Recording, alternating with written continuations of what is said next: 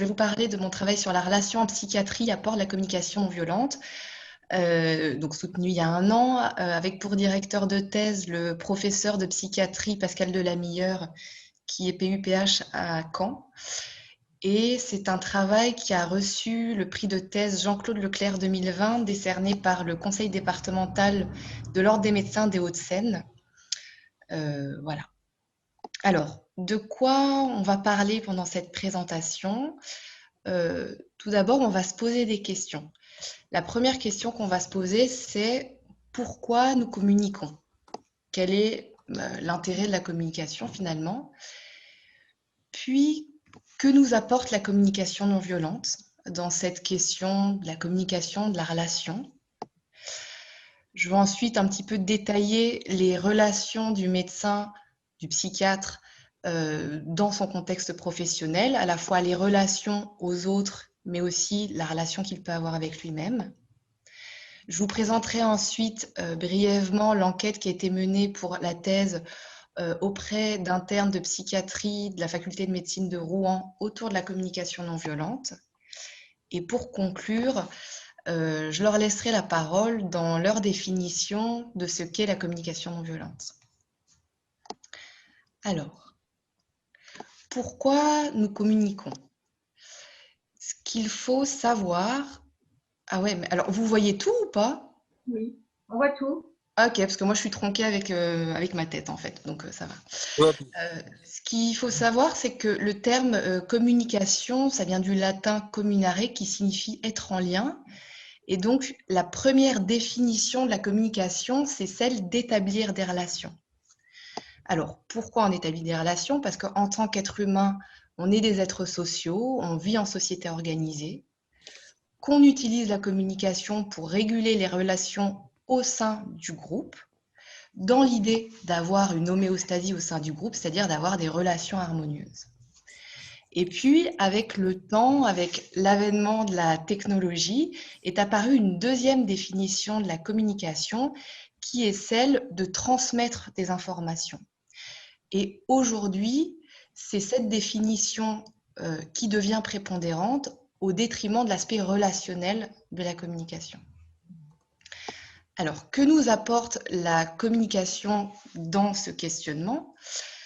Et puis, qu'est-ce que c'est que la communication non violente? Tout d'abord, la communication non violente, c'est une intention.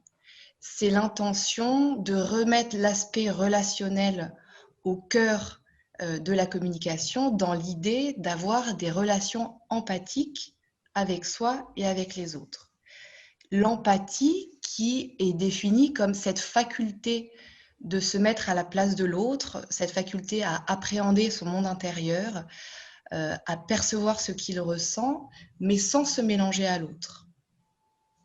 Et lorsque l'on parle d'empathie dans la relation, on cite, et je vais citer Carl Rogers, qui est un psychologue américain qui s'inscrit dans la lignée de la psychothérapie humaniste qui émerge dans les années 40 aux États-Unis, qui dit en fait que l'être humain est fondamentalement bon, que l'être humain est fait pour croître, pour évoluer, et que lui, il va développer ce qu'on appelle l'approche centrée sur la personne, qui dit qu'en fait, de l'empathie du thérapeute va pouvoir émerger une qualité de relation telle que le processus de guérison de la personne, du patient, va pouvoir advenir. Donc ça, c'est vraiment un des fondamentaux très importants, l'empathie de la communication non violente, et que reprend Marshall Rosenberg. Donc Marshall Rosenberg, qui est aussi psychologue américain, qui a été élève de Carl Rogers et collaborateur de Carl Rogers, et c'est lui qui a développé ce qu'on appelle le processus de communication non violente. Et pour Marshall Rosenberg, finalement, tout ce processus repose sur 2 questions. C'est de se relier à qu'est-ce qui est vivant en moi, qu'est-ce qui est vivant en toi, dans l'idée de sortir aussi de ces jugements qu'on peut avoir sur ce qui est bien, ce qui est mal de ressentir, ce qui est bien ou mal de penser, mais juste de se relier à finalement qu'est-ce qui se vit en soi. Et puis, la deuxième question, c'est qu'est-ce qui me rendrait la vie plus merveilleuse? Qu'est-ce qui te rendrait la vie plus merveilleuse? Dans l'idée aussi de ce que pensait Marshall Rosenberg, c'est qu'en tant qu'être humain, ce qui met le plus de sens à nos vies, c'est de contribuer au bien-être de l'autre.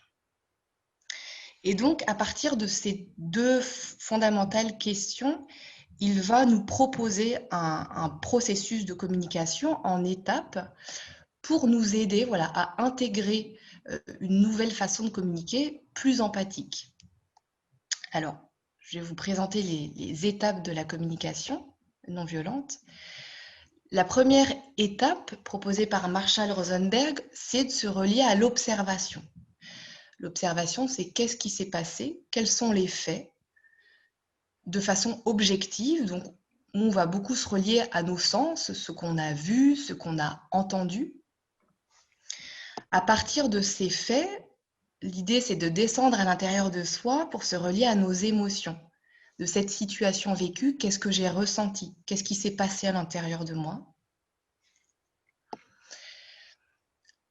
Après l'émotion, c'est notre besoin. Nos besoins, ce sont nos valeurs profondes, ce sont nos aspirations profondes, c'est ce qui nous rend vivants, c'est ce qui nous met en vie.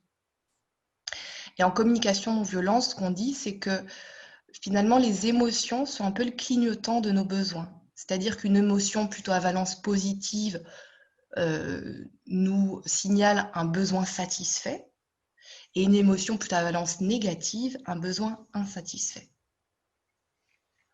Et une fois qu'on s'est relié à nos besoins, à nos valeurs primordiales, importantes, l'idée, c'est ensuite de pouvoir faire une demande.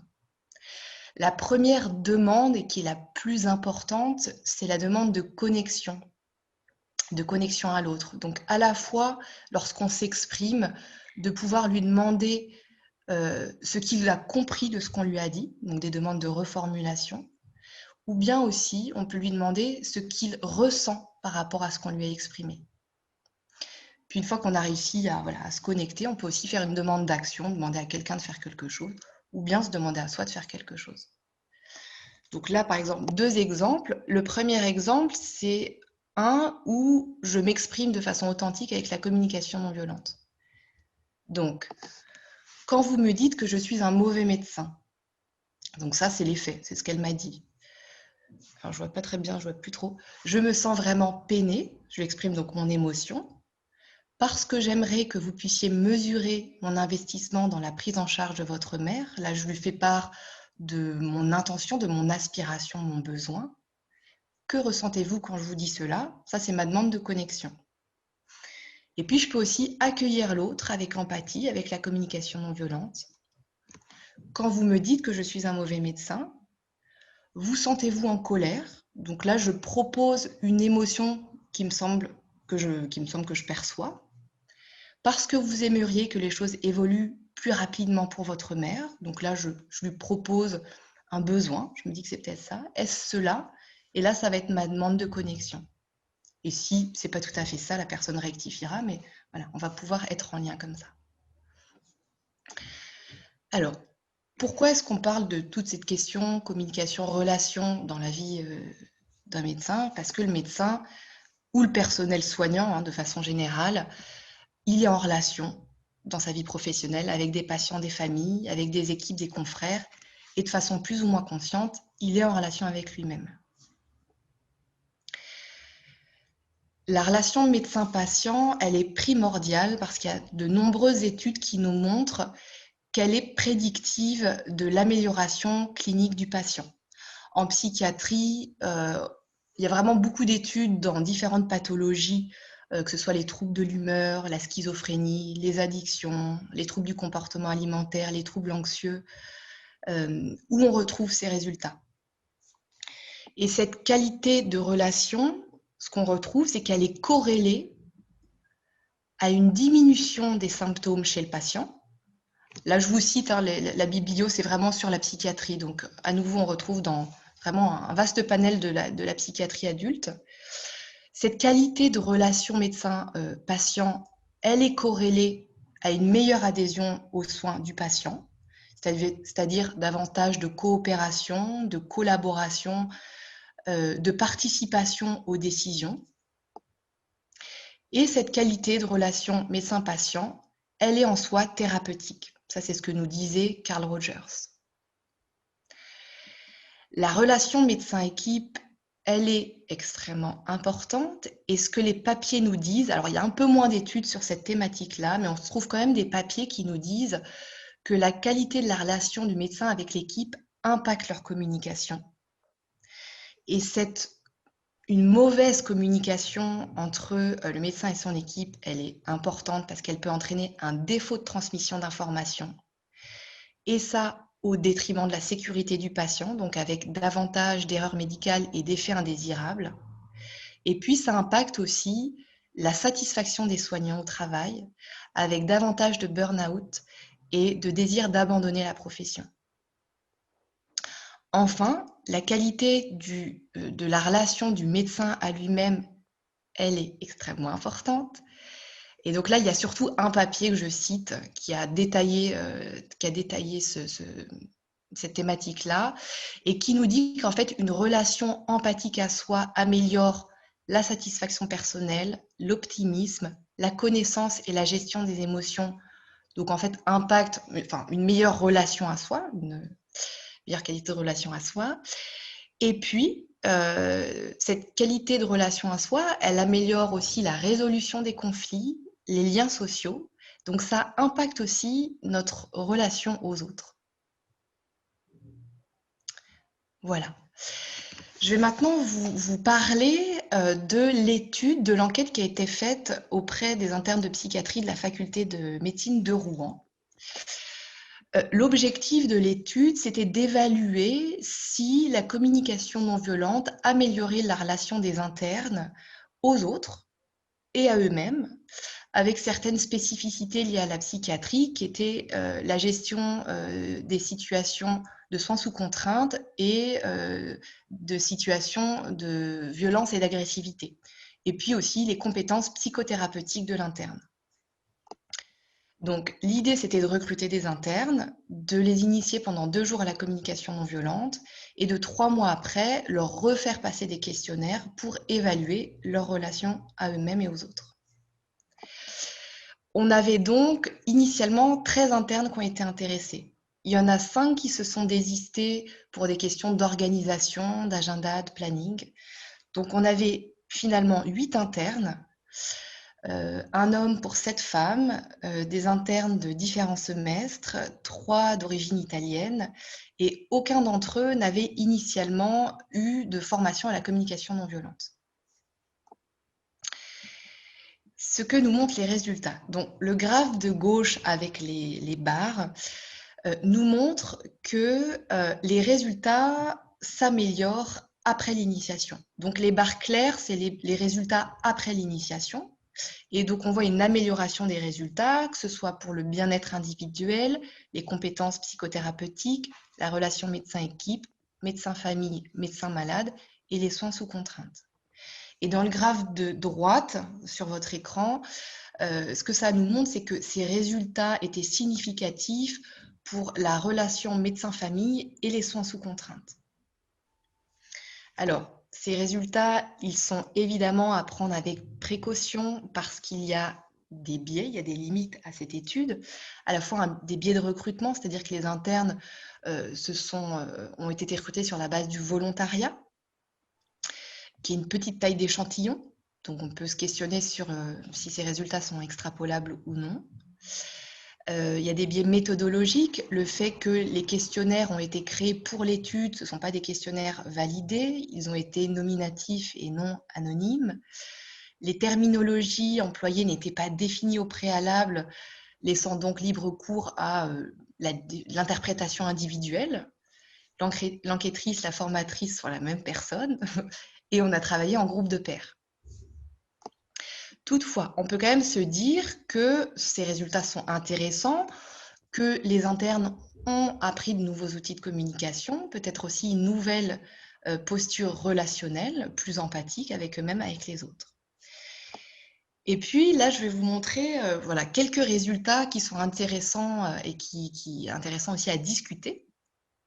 Alors, dans la coopération entre collègues, en fait, on retrouve avant-après l'enquête exactement les mêmes résultats. Ça n'a pas bougé. On a toujours 12% notamment qui la trouvent moyenne. Bon.